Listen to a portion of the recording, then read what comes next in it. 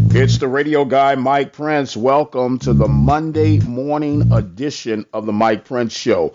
We got a lot to catch up on. Short week for Waller County. A couple of byes, but it's some big weeks coming out ahead. And of course, we have the Prairie View Southern Showdown in Baton Rouge this weekend. So as I mentioned, we got a lot to talk about. Our social media handles for Instagram, Facebook, and Twitter are at the Mike Prince Show. The YouTube channel is Open Mic Broadcast Network, and our 24-hour dial-in message line is 713-570-6736. And without any further delay, we'll jump right into today's episode.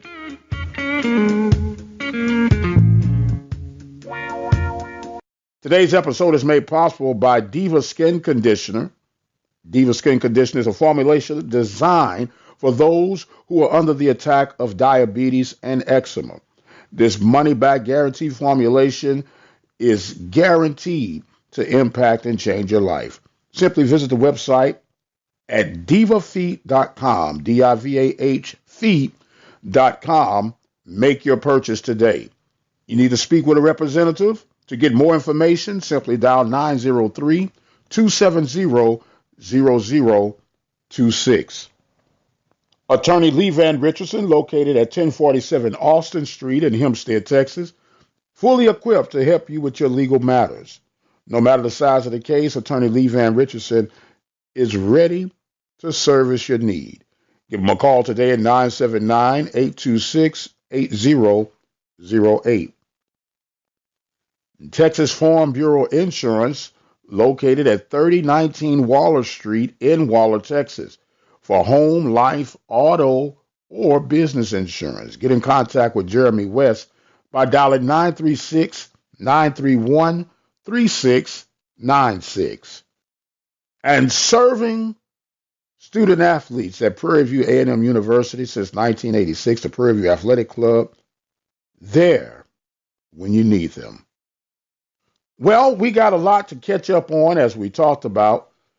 We'll start off with our high school coverage. Wasn't a lot of high school coverage this past weekend due to the fact that Royal and Hempstead have some bye weeks. But the Rose Hill Christian Eagles hosted the Iola Bulldogs and took care of business. Rose Hill now improves their record to 5-1. You can check out the Rose Hill Christian Eagles live on Friday nights here at the Open Mic Broadcast Network.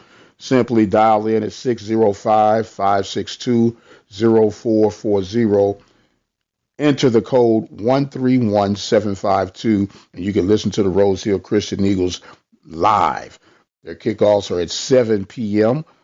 on Friday nights. Now, reminder, there's a bye week for Rose Hill this week, and they'll be back in action on October the 18th. Now we will mosey on over to our Friday night football results from October the 4th. As we mentioned, Rose Hill victorious over Iola by the score of 35-12. That was a very impressive win for the Eagles over the Bulldogs. Waller Bulldogs fell to College Station 38-7. Magnolia West 54, Willis 30. Tomball 41, Caney Creek 19. Brenham 35, Eastview 30. Magnolia falling to Lufkin 24-18. And as we mentioned, a short Friday night in the world of Waller County, Texas local high school coverage. So with that being said, we'll kind of let you see where they're standing. Believe it or not, we're halfway through the season, and we'll give you the standings on where these guys are right now.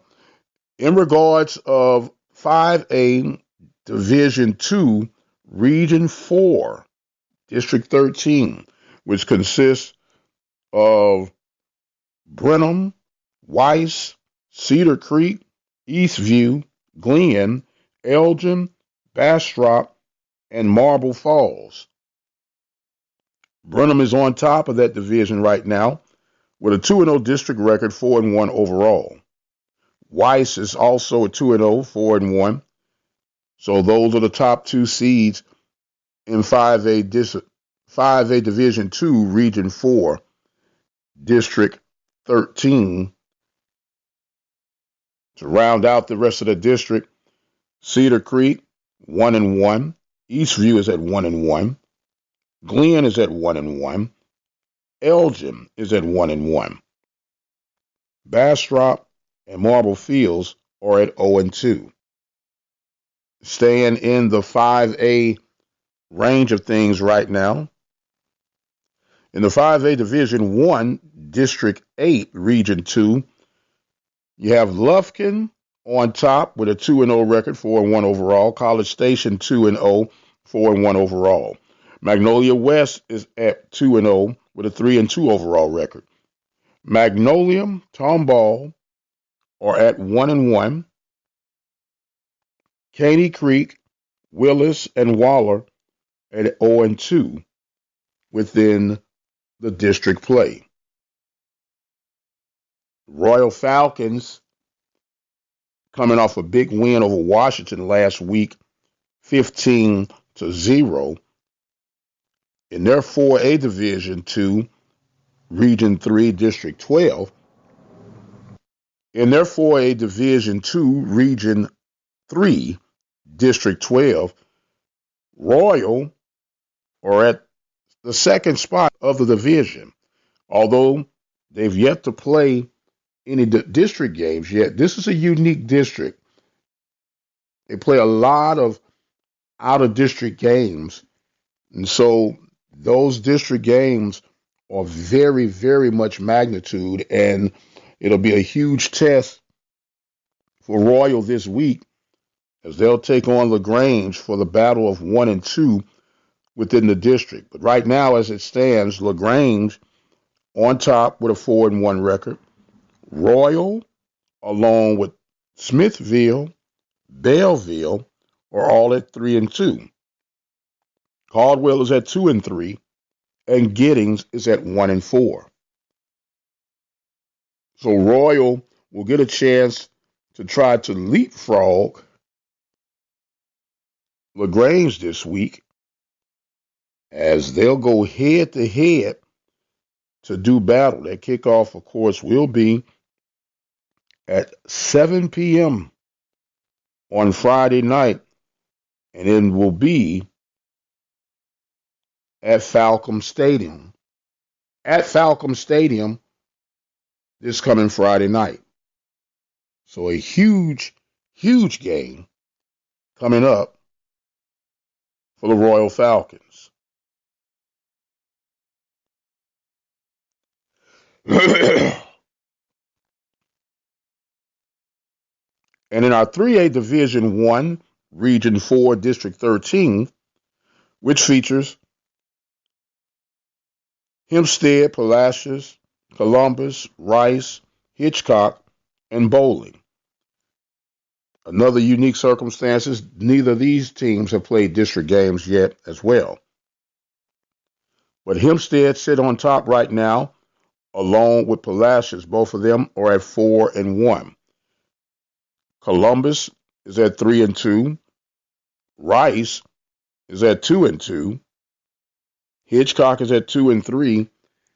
And Bowling comes in at 1-3. Hempstead will be at Bowling on Friday night. That kickoff will start at 7:30. So that will give you a wrap up of all of our local high school teams. And we did fail to mention that Waller will be hosting Tomball this week for Homecoming 2019. So that kickoff will start at 7:30 as well at Bulldog Stadium. Now that gives us a completion of our high school coverage for Waller County, Texas, and beyond. We're going to take a quick break, and we'll come back.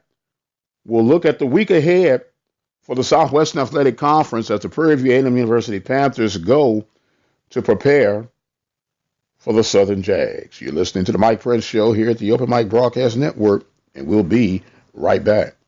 Are you one of the many Americans that deal with the effects of diabetes? Diva Skin Conditioner could be the remedy that you need. Diva Skin Conditioner is a formulation that was designed with you in mind. Diva Skin Conditioner comes with a money-back guarantee. That's how confident they are in their product. For more information, visit divafeet.com. That's D-I-V-A-H feet.com. Or you can speak with a representative by dialing 903-270-0026. The birth of legends are storied in this conference. We must never forget our rich history. We now turn our gaze to the future. The new legends will emerge. New heroes to arise. The Southwestern Athletic Conference. Be our history. And welcome back to our Monday morning edition of the Mike Prince Show. Of course, reminding you that you can follow us on Twitter at the Mike Prince Show, as well as Facebook and Instagram. Well, we'll come back now and we'll cover the weekend that was in the world of HBCU. From the MEAC side of things, South Carolina State was victorious over Delaware State by the score of 38-24. North Carolina A&T continues to roll as they were victorious over Norfolk State 58-19. Howard and Harvard got together, and it was a flat-out slaughter. Harvard 62, Howard 17. Bethune-Cookman victorious over Morgan State by the score of 31-30. FAMU continues to roll as they were victorious over North Carolina Central by the score of 28-21. And over in the Southwestern Athletic Conference, some big games and some disappointing games, we might add. We'll talk about that in just a moment. In overtime, Alabama A&M was able to hold off Texas Southern by the score of 35-28. Mississippi Valley victorious over Virginia Lynchburg by the score of 31-23. Arkansas Pine Bluff 45, Lane 38. Grambling 44, Jackson State 21. And Alcorn State goes to Alabama State and forces their will, winning by the score of 35-7. Now, the two disappointing games that I made mention of earlier were Alabama State and Alcorn. I thought it would have been a better show coming on from Alabama State, being that they had the bye week, they were at home. I really was expecting a little bit more out of them, but probably the head scratch of them all right now, at least for me, has to be what's going on at Grambling and Jackson State. Although Grambling was victorious, they're 1-4 now, but that game does not count toward their conference standing. It was one of those, although they're conference opponents, it was considered a non-conference game. So go figure that one out. But Jackson State has really floundered at this point. And you're wondering, is it to the point where you can start scratching your head and say, who's next as far as coaching opportunities or what? It's probably too early to talk about that, but it's something I'm pretty sure that's coming up when you go to Tiger Nation at JSU.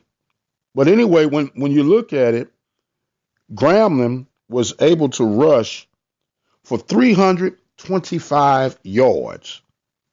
325 yards for a total of 422 yards of total offense. That is not going to fly well with anyone.